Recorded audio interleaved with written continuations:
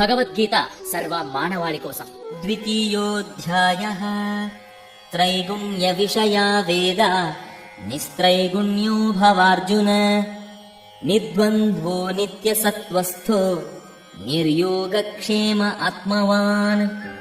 అర్జున, వేదములు భౌతిక ప్రకృతి యొక్క త్రిగుణాత్మకమైన విషయ సంబంధమై వివరించును. నీవు ఈ త్రిగుణములకు అతీతంగా స్వచ్ఛమైన ఆధ్యాత్మిక జ్ఞాన స్థితిలో ఉండుము.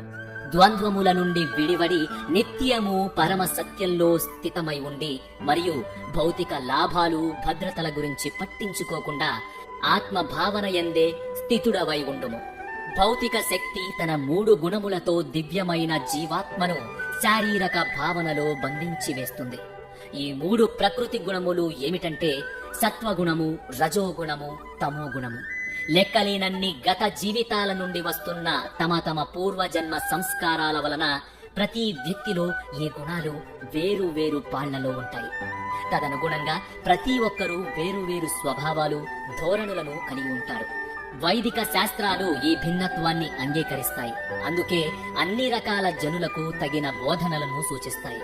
ఈ శాస్త్రాలు ప్రాపంచిక విషయాసక్తి కలిగిన ప్రజలకు సూచనలను కలిగి లేకపోతే వారు మరింత దారి తప్పిన వారు అయ్యేవారు. కాబట్టి వారికి భౌతికమైన ప్రతిఫలాలు ఇచ్చే కర్మకాండలను వేదాలు అందచేశాయి. ఇవి వారికి తమో గుణము నుండి రజోగుణానికి, రజోగుణము నుండి సత్వగుణముకి ఎదిగేందుకు దోహదపడతాయి.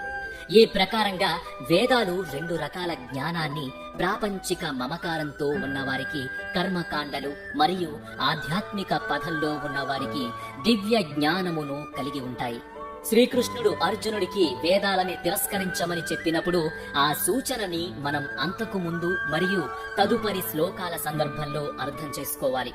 భౌతిక ప్రతిఫలాలను ఇచ్చే యజ్ఞ యాగాది క్రతువులు, నియమ నిబంధనలు చెప్పబడిన వేదాలలోని ఆ విభాగాల పట్ల అర్జునుడు ఆకర్షితుడు కావద్దని ఇక్కడ శ్రీకృష్ణుడి ఉద్దేశం.